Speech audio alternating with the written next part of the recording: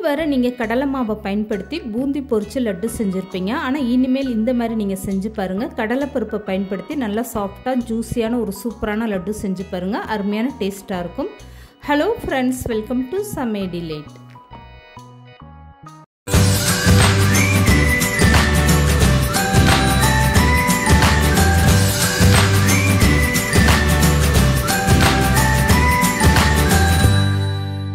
இப்போ இந்த லட்டு செய்கிறதுக்காக ஒரு கப் அளவுக்கு கடலைப்பருப்பு எடுத்துக்கோங்க. இதை வந்து 2லேருந்து 3 டைம் நல்லா கழுவி எடுத்துக்கோங்க. அதுக்கப்புறமா தண்ணி சேர்த்துட்டு குறைஞ்சது ஒரு 3 மணி நேரம்னாலும் இந்த கடலைப்பருப்பை நல்லா ஊற வச்சு எடுத்துக்கோங்க. எந்த கப்பில் ஒரு கப்பு கடலைப்பருப்பு அளந்து எடுக்கிறீங்களோ அதுலேயே ஒரு கப் அளவுக்கு சர்க்கரையை அளந்து எடுத்துக்கலாம். நான் வந்து இந்த கப்பில் ஒரு கப்பு கடலைப்பருப்பு எடுத்து இதை வந்து 3 மணி நேரம் நல்லா ஊற வச்சு எடுத்திருக்கேன். இப்போ இந்த கடலைப்பருப்பை தண்ணி எதுவுமே இல்லாத அளவுக்கு நல்லா வடிச்சிட்டு எடுத்துக்கோங்க. இதுக்கப்புறமா ஒரு மிக்சி ஜாரில் இந்த பருப்பை கொஞ்சம் கொஞ்சமாக சேர்த்து நல்லா கொரன்னு அரைச்சி எடுத்துக்கோங்க. கடலைப்பருப்பு அரைக்கும் போது நீங்கள் தண்ணி கொஞ்சம் கூட சேர்க்கக்கூடாது. வடைக்கெல்லாம் நம்ம எப்படி அரைப்போமோ அந்த மாதிரி நல்லா கொரன்னு அரைச்சி எடுத்துக்கோங்க. இப்போ அரைச்சி எடுத்துகிட்டு வந்த கடலைப்பருப்பை நான் கையில் எடுத்து காட்டுறேன் பாருங்கள். இந்த மாதிரி இருக்கணும், ரொம்ப நைஸாக இருக்கக்கூடாது.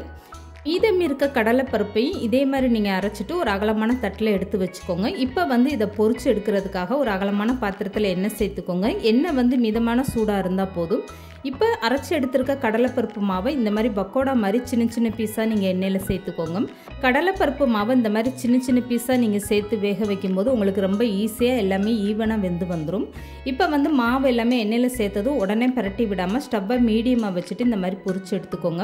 இந்த கடலைப்பருப்பு மாவு வந்து ரொம்ப வடை மாதிரி செவந்து வரக்கூடாது, லேசாக மட்டும் செவந்து வரணும். ஸ்டவ்வை மீடியமாக வச்சு பொரிக்கும் போது தான் உங்களுக்கு உள்ளே இருக்கக்கூடிய மாவுமே நல்லா வெந்து வரும்.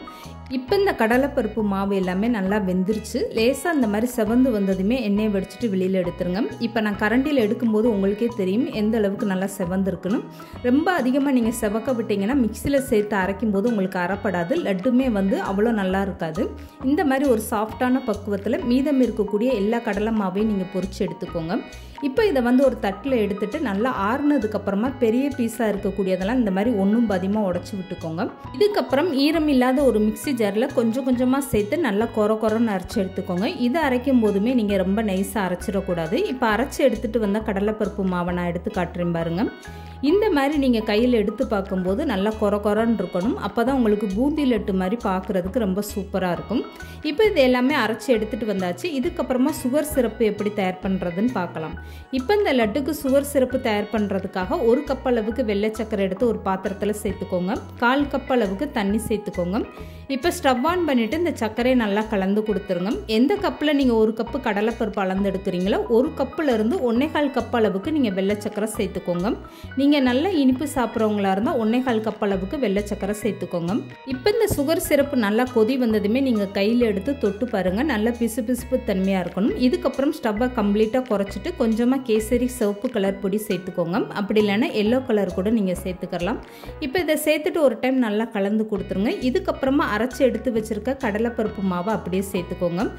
இது எல்லாமே அப்படியே ஒரே நேரமாக சேர்த்துட்டு கைவிடாமல் இந்த மாதிரி கரண்டி வச்சு நல்லா கலந்து கொடுத்துருங்க. இந்த சுகர் சிரப்பில் இந்த கடலைப்பருப்பு மாவெல்லாம் நல்லா வெந்து வரணும். ஸ்டவ்வை மீடியமாக வச்சுட்டு இந்த மாதிரி கலந்து கொடுங்க. உடனே கெட்டியாக ஆரம்பிச்சிடும். இப்போ இது கூடவே 1 ஸ்பூன் அளவுக்கு வாசனைக்காக ஏலக்காய் தூள் சேர்த்துக்கோங்க. நீங்கள் பூந்தி பொரிச்சு லட்டு செய்கிறத விட உங்களுக்கு இந்த லட்டு வந்து ரொம்ப ஈஸியாக இருக்கும், நல்லா சாஃப்டாகவும் இருக்கும். இந்த மாதிரி லட்டு செஞ்சால் யார் வேணாலுமே ரொம்ப ஈஸியாக செய்யலாம். கண்டிப்பாக ட்ரை பண்ணி பாருங்கள். ஏலக்காய் தூள் சேர்த்து நல்லா கலந்து கொடுத்ததுக்கப்புறம் 2லேருந்து 3 ஸ்பூன் அளவுக்கு நெய் சேர்த்துக்கோங்க. அப்போ அந்த லட்டு சாப்பிட்றதுக்கு உங்களுக்கு அப்படியே கடையில் வாங்கக்கூடிய லட்டு மாதிரி அவ்வளோ ஒரு அருமையான டேஸ்ட்டாக இருக்கும். இப்போ நெய் சேர்த்து நல்லா கலந்து கொடுத்ததுக்கப்புறமா வேற ஒரு பாத்திரத்தில் கொஞ்சமாக நெய் விட்டு அதில் முந்திரி உலர்ந்த திராட்சை சேர்த்து வறுத்துக்கோங்க. இதை வந்து அப்படியே இந்த லட்டில் சேர்த்துக்கோங்க. இப்போ முந்திரி பருப்பு உலர்ந்த திராட்சை சேர்த்ததுமே இந்த லட்டை வந்து ஒரு டைம் நல்லா கலந்து கொடுத்துட்டு ஸ்டவ் ஆஃப் பண்ணிடுங்க. லட்டு இந்த மாதிரி ஒரு ஸ்டேஜ் வந்ததுமே நீங்கள் ஸ்டவ்வை ஆஃப் பண்ணிவிட்டு இதை குறைஞ்சது ஒரு அரை மணி நேரம் நல்லா ஆற வச்சுருங்க. சூடோடு இருக்கும்போது லட்டு பிடிக்கக்கூடாது. நல்லா ஆறுனதுக்கப்புறம் பார்த்தீங்கன்னா இந்த லட்டு வந்து இன்னும் கொஞ்சமே நல்லா கெட்டியாகிட்டு உங்களுக்கு லட்டு பிடிக்க ரொம்ப ஈஸியாக இருக்கும்.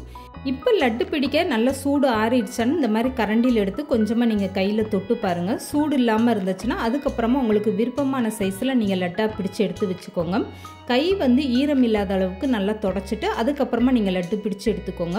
இதே மாதிரி மீதம் இருக்க எல்லா லட்டும் நீங்கள் பிடிச்சு எடுத்து வச்சுக்கோங்க. இந்த லட்டை வந்து ஒரு ஈரமில்லாத டப்பாவில் நீங்கள் ஸ்டோர் பண்ணி வச்சிங்கன்னா 1 வாரம் ஆனாலும் கெட்டு போகாதுங்க. நல்லா சாப்பிட்றதுக்கு சாஃப்டாக ரொம்பவே அருமையான டேஸ்ட்டாக இருக்கும்.